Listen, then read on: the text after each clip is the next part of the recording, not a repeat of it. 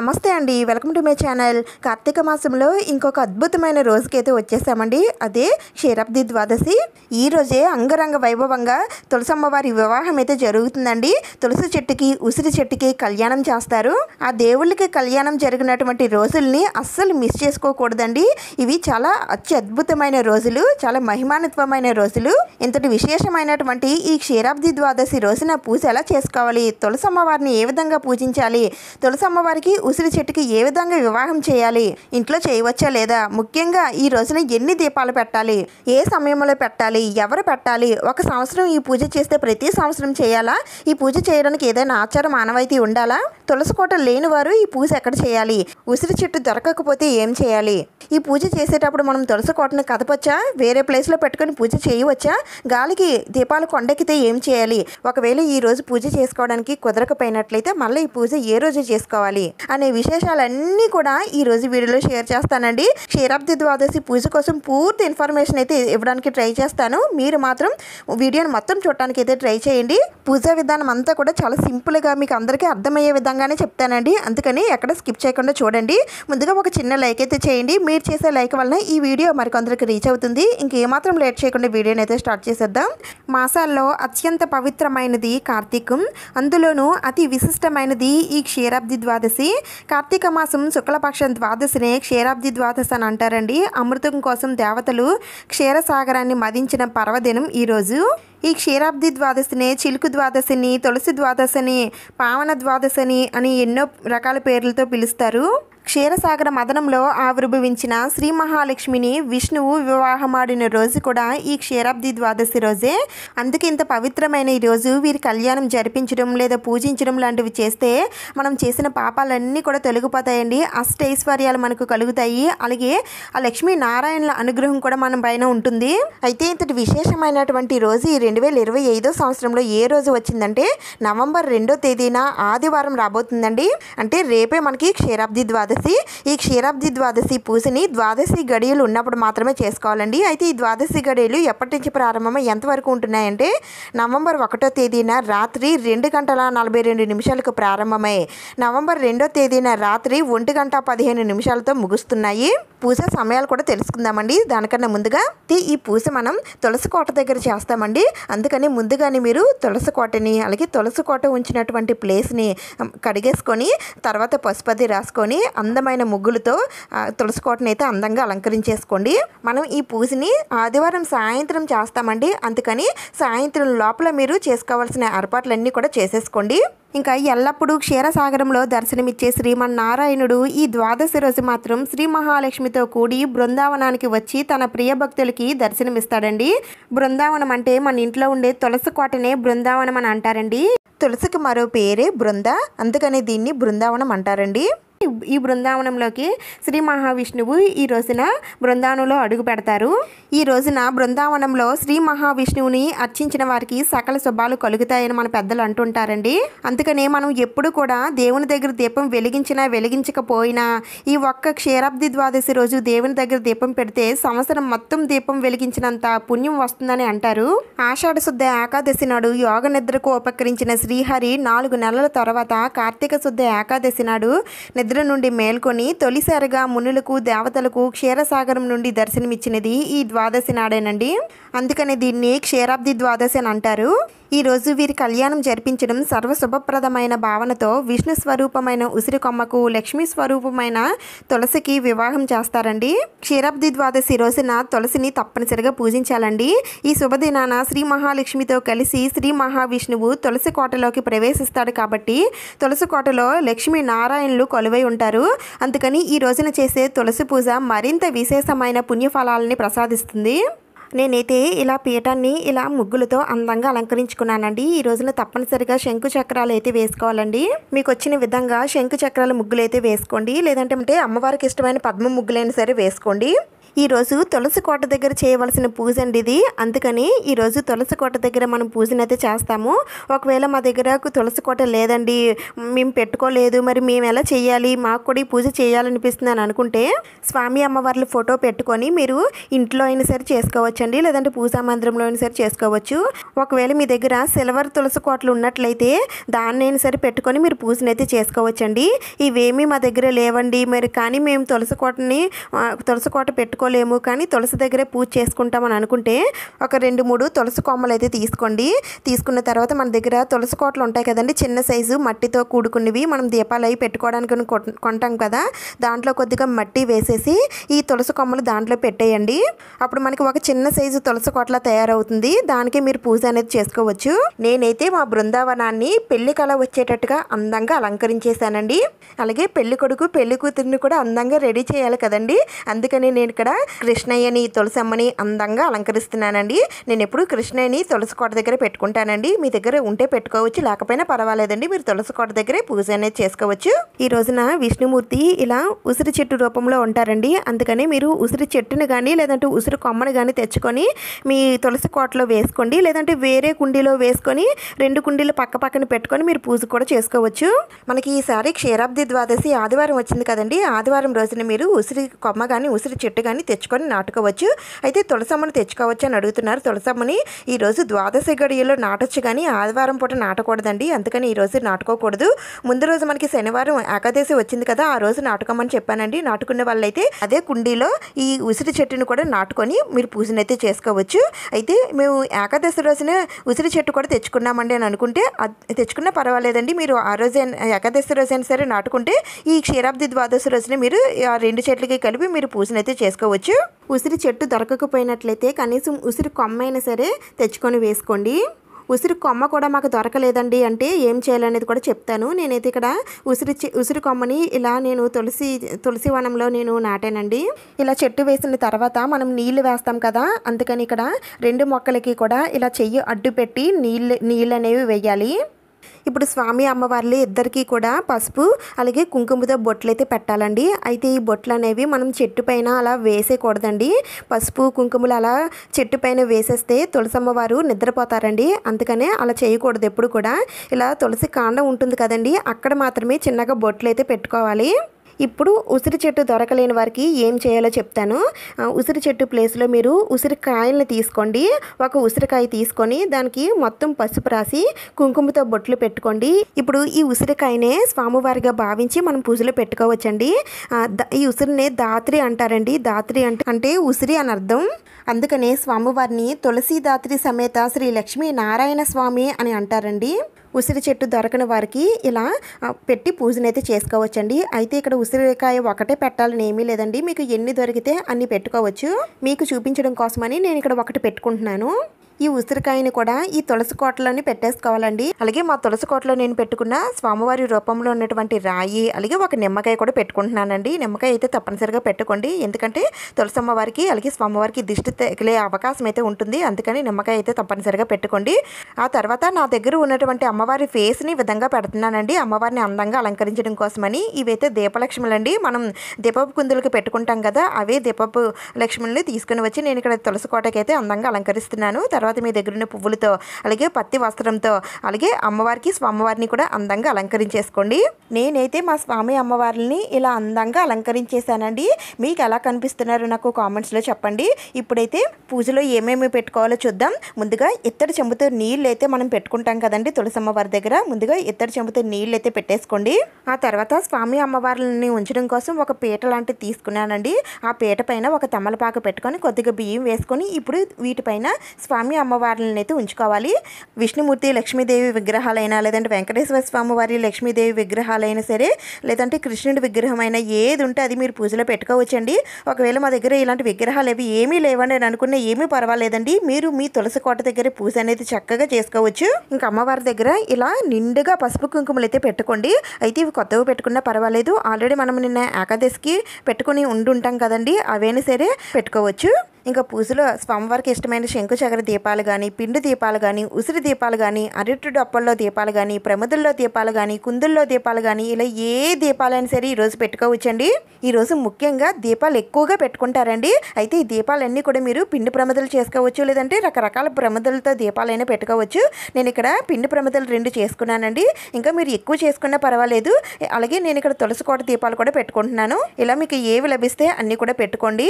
ఈ క్షీరాబ్ది ద్వాదశి రోజున ముఖ్యంగా దీపాలు 9 నుండి 51 వరకు పెట్టుకుంటారండి. మనం పెట్టుకునే ఏ దీపాలైనా సరే మొత్తం కౌంట్ చేసి బేసి సంఖ్యలో వచ్చేలాగా చూసుకోవాలండి. అంటే 9 కానీ, 11 కానీ, 21 కానీ, లేదంటే 31 కానీ, 51 కానీ ఇలా బేసి సంఖ్యలో వచ్చేలాగా చూసుకోండి. నేను ఇక్కడ 2 ఉసిరి దీపాలు కూడా పెట్టుకున్నాను. ఈరోజు ఉసిరి దీపారాధన చేస్తే చాలా చాలా మంచిదండి. ఒక్క ఉసిరికాయ అయినా సరే దొరికినట్లయితే దీపం అయితే పెట్టుకోండి. అయితే ఈ ఉసిరికాయకి చెక్కు తీయాలా, చెక్కు తీయకూడదనంటే ఎలా పెట్టినా పర్వాలేదండి. మీకు దీపం పెట్టడానికి ఎలా వీలవుతుందో దాని పరంగా పెట్టుకోండి. ఇంకా నా దగ్గర ఉన్నటువంటి స్టెప్స్ ఈ విధంగా పెట్టుకున్నానండి దీపాలు పెట్టడం కోసం. ఇంక పూజలో మనం ముఖ్యంగా పెట్టుకోవాల్సింది వినాయకుడిని అండి. ఏ పూజ చేసినా సరే ముందుగా మనం పూజించాల్సింది వినాయకుడిని కాబట్టి వినాయకుడిని మనం పూజలో పెట్టుకోవాలి. అయితే వినాయకుడి పూజలో తులసిని వాడం కదండి. మరి ఇలా తులసి కోట దగ్గర వినాయకుడిని పెట్టుకోవచ్చా అని మళ్ళీ మీకు సందేహం అయితే రావచ్చు. పెట్టుకోవచ్చండి. మనం ఇక్కడ తులసి కోటలో మనం వినాయకుడిని పెట్టలేదు, మామూలు పూజలో పెట్టుకుంటున్నాము. అది కూడా విడిగా పెట్టుకుంటున్నాము. ఇలా వినాయకుడిని పెట్టుకొని ముందుగా పూజను అయితే చేసుకోవాలండి. అందుకని వినాయకుడిని అయితే తప్పనిసరిగా పెట్టుకోవాలి. ఈ వినాయకుడి మీ దగ్గర విగ్రహం ఉన్నట్లయితే విగ్రహాన్ని పెట్టుకోండి, లేదంటే పసుపు వినాయకుడిని చేసుకుని అయినా సరే పెట్టుకోవచ్చు. ఇంక తర్వాత మనం వేసుకున్న శంకు చక్రాలు అయితే ఉన్నాయి కదండి, దీని చుట్టూ కూడా దీపాలు అయితే పెట్టుకుంటున్నాను. నేను మొత్తం 29 దీపాలు అయితే పెట్టుకుంటున్నానండి. అయితే తులసి కోట బయట ఉంటుంది కాబట్టి ఈ దీపాలు కొండెక్కే అవకాశం అయితే ఎక్కువగానే ఉంటుందండి. అలాంటప్పుడు ఎక్కువ గాలి ఉంది, ఒకవేళ వర్షం పడేలాగా ఉంది అని అనుకుంటే మాత్రం మీ తులసి కోటని తీసుకొని వచ్చి మీ బాల్కనీలో కానీ, హాల్లో కానీ, లేదంటే ఏదైనా రూమ్లో కానీ మీరు పెట్టుకొని పూజనైతే చేసుకోవచ్చండి. తూర్పుముఖంగా కూర్చొని పూజనైతే చేసుకోండి. నిన్నటి ఏకాదశి వ్రతాన్ని చేసుకొని పూజాపీఠాన్ని కదపకుండా ఉంచుకున్న వాళ్ళు ఆ పూజాపీఠం దగ్గరికి ఈ తులసి కోటని తీసుకొని వెళ్ళి మీరు చక్కగా పూజ అనేది చేసుకోవచ్చండి. లేదంటే మేము పూజా మందిరంలోనే చేసుకున్నామని అనుకుంటే మీరు పూజా మందిరంలో కూడా ఈ తులసి కోటని తీసుకొని వెళ్ళి ఈ రోజు ఒక్కరోజు మీరు పూజనైతే చేసుకోవచ్చు. ఇంక ఇక్కడ నేను ఒక లోటస్ ఫ్లవర్ అయితే తీసుకున్నానండి. దాంట్లో కూడా నేను దీపం పెట్టుకున్నాను. అయితే వాటర్లో పెట్టుకున్నానండి. వాటర్లో కొద్దిగా జవ్వాది పౌడర్ లేదంటే పచ్చకర్పూరం కానీ వేసి పువ్వులతో అందంగా అలంకరించుకున్నానండి. ఈ విధంగా పెట్టుకున్నట్లయితే దీని నుండి మంచి సువాసన వస్తుంది, చూడటానికి అందంగా ఉంటుంది, దీపం కూడా పెట్టినట్లుగా అవుతుంది. దీపారాధనకి ఆవు నెయ్యి ఉంటే వాడండి. ఆవు నెయ్యి అయితే చాలా చాలా మంచిది. ఆవు నెయ్యి లేకపోయినట్లయితే నువ్వుల నూనె కానీ, కొబ్బరి నూనె కానీ వాడండి. ఇంకా దీపపు ఒత్తులు, పువ్వు ఒత్తులు తీసుకోవాలండి. కొంబ ఒత్తులు అంటారు కదా, అవి తీసుకోవాలి. కార్తీక మాసం నెల రోజులు కూడా మనం ఈ ఒత్తులతోటి దీపారాధన చేస్తాము. అయితే నిలువు ఒత్తులు తీసుకోకూడదా అంటే తీసుకోవచ్చండి అవి కూడా. అయితే వాటికన్నా ఈ పువ్వొత్తులతోటి ఎక్కువగా దీపారాధన చేస్తే మంచిది. ఈరోజు ఎక్కువ దీపాలు పెట్టుకుంటే చాలా చాలా మంచిదండి. అందుకని నేను ఇన్ని దీపాలు అయితే పెట్టుకున్నాను. వీటితో పాటుగా ఈరోజు 365 ఒత్తులు కూడా వెలిగించుకోవాలనుకుంటే అవి కూడా పెట్టుకొని వెలిగించవచ్చండి. ఈ విధంగా పూజలో ముఖ్యమైనవన్నీ కూడా నేను పెట్టేశానండి. అలాగే పువ్వులతో కూడా అందంగా అలంకరించేసుకున్నాను. ఇప్పుడు పూజని అయితే స్టార్ట్ చేద్దాం. ముందుగా అయితే ఈ క్షీరాబ్ది ద్వాదశి పూజని ఎప్పుడు చేసుకోవాలనంటే ద్వాదశి గడియలు సాయంత్రం వేళల్లో ఉన్న రోజున ఈ క్షీరాబ్ది ద్వాదశి పూజని అయితే చేసుకోవాలి. నవంబర్ 2వ తేదీన ఆదివారం సాయంత్రం 6 గంటల నుండి 9 గంటల లోపు మీరు ఈ పూజని అయితే చేసుకోవచ్చు. ఈ పూజ చేసుకోవడానికి ముందుగానే ద్వారబంధం దగ్గర దీపాలు అయితే పెట్టుకోండి. అయితే దీపాలు ఎలా పెట్టుకోవాలనేది కూడా నేను ఇంతకుముందు వీడియో చేశాను. ఎవరైనా చూడకపోయినట్లయితే చూడండి. ఇలా దీపాలు పెట్టుకున్న తర్వాత పూజా మందిరంలో కూడా మీరు దీపాలు పెట్టుకొని పూజనైతే చేసుకోండి. పూజ చేసుకున్న తర్వాత ఇప్పుడు తులసి పూజనైతే స్టార్ట్ చేయాలి. ముందుగా అయితే దీపారాధన చేసుకోండి. యాగహారతితో దీపారాధన చేసుకోవాలి. అయితే అన్ని దీపాలు వెలిగించకూడదండి. మనం వినాయకుడి దగ్గర పెట్టిన దీపాలు మాత్రమే వెలిగించాలి. అలాగే తులసి కోట దగ్గర ఉన్న దీపాలు కూడా వెలిగించండి. ఇలా వెలిగించుకున్న తర్వాత ముందుగా వినాయకుడికి పూజనైతే చేయాలండి. స్వామివారి శ్లోకం ఉంది కదా, శుక్లాం భరద్రం విష్ణుం శశివర్ణం, ఆ శ్లోకం వస్తే చదువుకోండి. లేదంటే ఓం గం గణపతియే నమః, ఓం విఘ్నరాజాయే నమః అని మంత్రాలు ఉంటాయి కదండి స్వామివారి నామాలు. అవి 21 సార్లు కానీ 108 సార్లు కానీ ఇలా ఎన్నిసార్లు మీకు వీలైతే అన్నిసార్లు చదువుకుంటూ స్వామివారికి పసుపు కుంకుమ అక్షింతలు పువ్వులతో పూజనైతే చేసుకోండి. ఆ తర్వాత స్వామివారికి అగరబత్తులతో ధూపం ఇచ్చి నైవేద్యం సమర్పించాలండి. నైవేద్యం మీ దగ్గర ఏ ఉంటే అవి పెట్టండి. పళ్ళు కానీ, బెల్లం కానీ, డ్రై ఫ్రూట్స్ కానీ, అటుకులు కానీ, ఇంకా షుగర్ చిప్స్ కానీ, లేదంటే మీరు ఏవైనా నైవేద్యం చేసి ఉంటే అదైనా సరే పెట్టచ్చండి. నేను ఇక్కడ స్వామివారికి అరటిపళ్ళుని అయితే నైవేద్యంగా పెడుతున్నానండి. ఆ తర్వాత నీరాజనం కూడా సమర్పించి ఆ స్వామివారికి కొద్దిగా అక్షింతలు వేసి నమస్కారం చేసుకోండి. పూజలో ఎలాంటి ఆటంకాలు, విఘ్నాలు లేకుండా చూడు తండ్రి అని ఆ స్వామివారికి చెప్పుకోండి. ఆ తర్వాత స్వామి అమ్మవార్ల పూజను అయితే ప్రారంభించాలి. ఈ పూజ చేయడానికి ముందుగా మీరు మీ పూజా మందిరంలో దీపారాధన అయితే చేసేసుకోండి. ఆ తర్వాత తులసి కోట దగ్గరికి వచ్చి వినాయకుడి పూజ, అలాగే స్వామి అమ్మవార్లకి పూజను అయితే చేసుకోండి. ఇలా వినాయకుడి పూజ పూర్తయిన తర్వాత ఇప్పుడు తులసి కోట దీపాలు పెట్టుకున్నట్లయితే ఆ దీపాలు వెలిగించండి. లేదంటే తులసమ్మ దగ్గర మీరు ఏ దీపాలు అయితే పెట్టుకున్నారో ఆ దీపాలు అయితే వెలిగించి ముందుగా తులసమ్మకి అయితే పూజను అయితే చేసుకోండి. ముందుగా అమ్మవారికి కొద్దిగా పసుపు, కుంకుమ, అక్షింతలు, పువ్వులు, గాజులు అన్నీ కూడా సమర్పించి ధూపం చూపించి కొద్దిగా అక్షింతలు వేసి ముందుగా ఆ స్వామి అమ్మవారి దండం పెట్టుకోండి. ఇప్పుడు స్వామివారికి తులసి దళం పువ్వులు సమర్పించి అగరబత్తులతో ధూపం వేసి కొద్దిగా అక్షింతలు స్వామి అమ్మవారి పాదాల దగ్గర వేసి ముందుగా దండం పెట్టుకోండి. అంటే ఆ స్వామి అమ్మవారికి ఆహ్వానం పలకండి. ఇప్పుడు స్వామివారికి మీ దగ్గర ఉన్న తులసి మాల ఉంటే స్వామివారికి సమర్పించండి. లేదంటే తులసి దళాలతో కానీ, పువ్వులతో కానీ, అక్షింతలతో కానీ స్వామివారికి పూజనైతే చేసుకోండి. స్వామివారు ఈ కార్తీక మాసంలో దామోదరుడు రూపంలో దర్శనమిస్తారండి. అందుకని దామోదర అష్టోత్తరాలు, ఇంకా తులసి మాత అష్టోత్తరాలు, ఇంకా లక్ష్మీదేవి అష్టోత్తరాలు ఇవన్నీ కూడా మీరు చదువుకోగలమని అనుకుంటే అన్నీ కూడా చదువుకుంటూ పూజనైతే చేసుకోండి. లేదు మేము ఇన్ని చదవలేమండి అని అనుకుంటే స్వామివారి శక్తివంతమైన ద్వాదశ నామాలు 21 ఉన్నాయండి. అవైనా సరే మీరు చదువుకొని పూజనైతే చేసుకోవచ్చు. అవి నేను ఇక్కడ స్క్రీన్ పైన కానీ లేదంటే డిస్క్రిప్షన్లో కానీ ఇస్తాను, ఒకసారి చూడండి. అవి కూడా మేము చదువుకోలేమండి అని అనుకుంటే తులసీదాత్రి సమేత శ్రీ లక్ష్మీ నారాయణ స్వామినే నమః అనే మంత్రాన్ని 108 సార్లు కానీ లేదంటే 51 సార్లు కానీ 21 సార్లు కానీ చదువుకుంటూ మీరు పూజనైతే చేసుకోవచ్చు. అయితే ఈ పూజ సాయంత్రం వేళల్లో చేసుకోవాలండి. ఒకవేళ సాయంత్రం వేళల్లో మీకు కుదరదు, మేము సాయంత్రం వేళల్లో ఇంట్లో ఉండమండి అని అనుకునేవారు ఉదయం వేళల్లో అంటే తెల్లవారకు ముందే కృత్తిక నక్షత్రాలు ఉన్నప్పుడే మీరు ఈ పూజను అయితే చేసుకోవాల్సి ఉంటుందండి. అంటే ఉదయం 6 గంటల లోపే మీరు ఈ పూజను అంతటినీ కూడా పూర్తి చేసుకోవాల్సి ఉంటుంది. అయితే ఇది సాయంత్రం వేళల్లో చేసే పూజ కాబట్టి తప్పనిసరిగా తలస్నానం చేసే పూజ చేయాలండి. అయితే ఈ పూజని ఎవరు చేయాలండి? ఏదైనా ఆచారం ఉండాలనంటే ఎవరైనా సరే చేసుకోవచ్చండి. ఆచారం ఏమీ అవసరం లేదు. తులసి కోట పెట్టుకోవడానికి కూడా ఆచారం అవసరం లేదండి. ఎవరైనా పెట్టుకోవచ్చు. కానీ కొంతమంది వారి నమ్మకాలు, అలాగే వాళ్ళు పెద్దవారు పెట్టుకోలేదని కారణం చేత పెట్టుకోరు, అందుకని చేసుకోరు. కానీ ఎవరైనా సరే చేసుకోవచ్చు. ఈ సంవత్సరం మేము కొత్తగా చేసుకుంటున్నామండి, మరి చేసుకోవచ్చా అంటే చేసుకోవచ్చండి. అయితే ఇక్కడ ఒక చిన్న విషయం అండి. ఈ రోజున శ్రీ మహావిష్ణువుకి అలాగే తులసీదేవి అమ్మవారికి వివాహం జరుగుతుంది కదండి. అయితే ఆ వివాహ కార్యక్రమాలకు సంబంధించిన పూజది మనం ఇంట్లో చేయనవసరం లేదండి. ఇలా సింపుల్ పద్ధతిలో పూజ చేసుకుంటే సరిపోతుంది. ఆ వివాహ కార్యక్రమాలన్నీ కూడా ఆచారం ఉన్నవాళ్ళు అలాగే గుడుల్లో అది నిర్వహిస్తారు. మీరు అది పాలు పంచుకోవాలనుకుంటే పాలు పంచుకోవచ్చు. వివాహం కాలేనటువంటి వారు దేవతామూర్తులు వివాహం చూసిన కళ్యాణంలో పాలు పంచుకున్నా సరే వారికి వెంటనే పెళ్లి కుదురుతుందండి. అలాగే కళ్యాణంలో వాడినటువంటి అక్షింతలను కూడా శిరస్సు పైన వేసుకుంటే చాలా చాలా మంచిది. ఒకవేళ మీరు ఇంట్లోనే తులసమ్మకి అలాగే ఉసిరి చెట్టుకి వివాహం చేయాలి అని అనుకుంటే ఒక పసుపు కొమ్ముని 9 దారాలు తీసుకొని పసుపు రాసి సిద్ధం చేసుకొని పసుపు తాడుని సిద్ధం చేసుకొని పూజలో పెట్టుకొని ఆ పసుపు తాడికి మీరు మంత్రాలన్నీ కూడా చదువుకున్న తర్వాత పసుపు తాడిని మీరు ఉసిరి చెట్టుకి తాకించి తులసి కోటకి కట్టవచ్చండి. ఒక్క రోజు పాటు ఆ తాళిబొట్టిన అమ్మవారికి అలానే ఉంచి తర్వాత తీసి మీరు పెళ్ళైన వారైతే మెడలో కట్టుకోవచ్చు. పెళ్లి కాని వారైతే ఆ పసుపు కమ్ముని మీరు బీరువాలో కానీ పూజా మందిరంలో కానీ పెట్టుకోవచ్చు. అంటే కళ్యాణం చేసే వాళ్ళకి చెప్తున్నానండి. కళ్యాణం చేయమండి మేము అని అనుకుంటే ఇలా సింపుల్గా పూజ చేసుకున్నా చాలండి.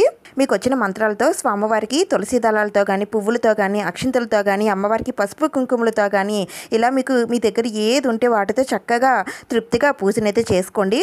ఉండాలనుకునేవారు ఇంకా ఈరోజు ఉపవాసం ఉండాలనుకునేవారు ఉదయం నుండి సాయంత్రం వరకు ఉపవాసం ఉండి పూజ అయిన తర్వాత భోజనం అనేది చేయొచ్చండి. అయితే మేము ముందు రోజే ఏకాదశి రోజు ఉపవాసం ఉన్నామండి, ఈరోజు ఉపవాసం ఉండలేము అని అనుకుంటే ఉపవాసం లేకపోయినా సరే మీరు సాయంత్రం వేళలో ఈ పూజనైతే చేసుకోవచ్చండి. ఒక సంవత్సరం చేస్తే ప్రతి సంవత్సరం చేయాలని ఏమీ లేదండి. మీకు మీ వీలుని బట్టి మీరు చేసుకోవచ్చు. ఎవరైనా సరే చేసుకోవచ్చండి. క్షీరాబ్ది ద్వాదశి రోజున పూజ అలాగే దీపాలు పెట్టడం వలన ఆ లక్ష్మీనారాయణుల ఆశీర్వాదంతో ఐశ్వర్యం సిద్ధిస్తుంది. ఇలా అన్ని మంత్రాలు చదువుకున్న తర్వాత ఇప్పుడు స్వామి అమ్మవార్లకి అగరబత్తులతో ధూపం వేయండి. ఇప్పుడు క్షీరాబ్ది ద్వాదశి వ్రత కథ చదువుకోవాలండి.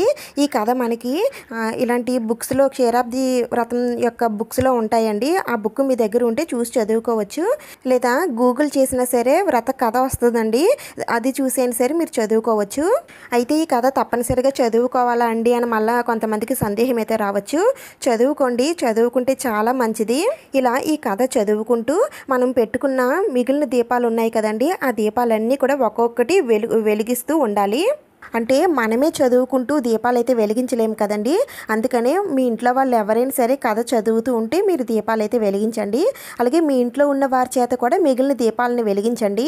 దీపాలన్నీ కూడా వెలిగించిన తర్వాత కొద్దిగా అక్షింతలు చేత్తో పట్టుకొని వ్రత కథ అయ్యేంత వరకు కూడా అక్షింతలు చేత్తో పట్టుకొని ఉండండి. అలాగే ఈ వెలిగించిన దీపాలు కూడా పూజ అయ్యేంత వరకు వెలుగుతూ ఉండేలా చూసుకోండి. మధ్య మధ్యలో ఆయిల్ వడ్డిస్తూ ఉండండి. అయితే ఈ దీపాలు రాత్రంతా అలా వెలుగుతూ ఉండవలసిన అవసరం ఏమీ లేదండి, పూజ అయ్యేంత వరకు వెలుగుతూ ఉంటే సరిపోతుంది. ఇలా కథ అంతా చదువుకున్న తర్వాత చేతిలో ఉన్న అక్షింతలు స్వామి అమ్మవార్ల పాదాలపైన వేసి, కొన్ని అక్షింతలు మన శిరస్సు పైన వేసి ఇంట్లో వాళ్ళ శిరస్సు పైన కూడా వేయాలి. ఆ తర్వాత అమ్మవారికి అయ్యవారికి కూడా ఇలా అగరబత్తులతో ధూపం ఇవ్వాలండి. అయితే ఉసిరి దీపాలు ఎక్కువసేపు ఉండవు కాబట్టి అవి గగనం అయిపోయినా పర్వాలేదండి. ఆ తర్వాత స్వామి అమ్మవార్లకి నైవేద్యం నివేదన చేయాలండి. ఇలా వడపప్పు, చెలిమిడి, పానకం పెట్టండి. అలాగే ఈరోజు క్షీరాబ్ది ద్వాదశి కాబట్టి పాలతో తయారు చేసినటువంటివి ఏవైనా సరే నైవేద్యం చేసి పెట్టండి, లేదంటే పాలైనా సరే పెట్టచ్చు. వీటితో పాటుగా మీ దగ్గర ఉన్న పళ్ళు కూడా నైవేద్యంగా నివేదన చేయండి. ఇప్పుడు అమ్మవారికి తాంబూలం అయితే సమర్పించండి. తాంబూలంలో ఆకు, వక్క, పళ్ళు, పసుపు, కుంకుమ, గాజులు, చిల్లర నాణం, ఇలా పువ్వులు అన్నీ కూడా పెట్టి అమ్మవారికి తాంబూలం ఇవ్వండి. ఆ తర్వాత స్వామి అమ్మవార్లకి ధూపం ఇవ్వండి. సాంబ్రాణి ధూపం కానీ లేదంటే ఇలా ధూప్ కప్స్తో కానీ ధూపం ఇవ్వాలి. ఆ తర్వాత కొబ్బరికాయని కూడా నివేదన చేయండి. ఈ రోజున తప్పనిసరిగా కొబ్బరికాయని అయితే కొట్టండి. ఆ తర్వాత కర్పూర నీరాజనం సమర్పించి కొద్దిగా అక్షింతలు స్వామి అమ్మవారి పాదాలపైన వేసి మీకు తులసమ్మ చుట్టూ ప్రదక్షిణ చేసే వీలుంటే తప్పకుండా 3 సార్లు ప్రదక్షిణ అయితే చేయండి, లేదంటే తమకు తామే ఆత్మ ప్రదక్షిణ చేసుకోండి. ఇప్పుడు స్వామి అమ్మవార్లకి మనస్ఫూర్తిగా దండం పెట్టుకోండి. మాకున్న శక్తి కొలది మిమ్మల్ని పూజించాను తండ్రి, పూజలో ఏమైనా తప్పుంటే క్షమించమని ఆ స్వామి అమ్మవారిని వేడుకోండి. అలాగే మీ మనసులో ఉన్న సంకల్పాలు, కోరికలు అన్నీ కూడా స్వామి అమ్మవారికి చెప్పుకోండి, తప్పకుండా నెరవేరుతాయి. ఈ క్షీరాబ్ది ద్వాదశి రోజున భక్తి శ్రద్ధలతో తులసి అమ్మవారిని పూజించిన వారికి, అలాగే దీపదానాలు చేసిన వారికి సమస్త దోషాలన్నీ కూడా నశిస్తాయండి, అష్టైశ్వర్యాలు చేకూరుతాయి. ఈ విధంగా క్షీరాబ్ది ద్వాదశి రోజున తులసి పూజనైతే చేసుకోవాలండి. ఈ రోజున నాన్ వెజ్ లాంటివి ఏమీ కూడా తినకూడదు దండి. అలాగే బ్రహ్మచర్యం పాటించాలి. ఇంకా పీఠాన్ని నెక్స్ట్ డే మార్నింగ్ కదపండి. ఇంకా పూజలో పెట్టిన ఉసిరి కొమ్మది ఉంది కదండి, దాన్ని మీరు ఎక్కడైనా సరే మట్టిలో నాటేయండి, లేదంటే ఎవరు తొక్కని ప్లేస్లోని సరే వేసేయచ్చు. అలాగే ఉసిరికాయని కూడా అలానే చేయాలి. తులసి అమ్మవారికి వేసిన గాజుల్ని మనం వేసుకోవాలండి. అలాగే అమ్మవారికి చేసిన కుంకుమ పూజ ఉంది కదండి, ఆ కుంకుమని మనం రోజు పెట్టుకోవాలి. ఇంకా పూజలో పెట్టిన ప్రసాదాలన్నీ కూడా మీరే తినాలి. ఎవరికైనా పంచి పెట్టాలనుకున్నా సరే పంచి పెట్టచ్చండి. ఇంకా పూజలో పెట్టిన పిండి దీపాలు ఆవుకి పెట్టేయండి, లేదంటే పారే వాటర్లో అయినా సరే వదిలిపెట్టేయచ్చు. అలాగే ఉసిరి దీపాలు కూడా పారే వాటర్లో వదిలిపెట్టేయండి. అమ్మవారికి వేసిన వస్త్రాన్ని కూడా పారే వాటర్లో వదిలిపెట్టేయండి. పూజలో వాడినటువంటి పువ్వులు అన్నీ కూడా మీరు పారే వాటర్లో కానీ లేదంటే ఎవరు తొక్కని ప్లేస్లో కానీ వేసేయండి. ఇంక ఇలా శంకు చక్రాల ముగ్గులన్నీ వేసుకున్నాం కదండి, వీటిని మీరు చీపురుతో తొడకూడదు, ఏదైనా క్లాత్తో తుడిచి ఈ పిండినంతా అంటే ఈ బియ్యం పిండిని అంతటినీ కూడా ఏదైనా చెట్ల మొదట్లో వేసేయండి. ఈ తులసి కోటని మీరు యథాస్థానంలో పెట్టేసుకోండి.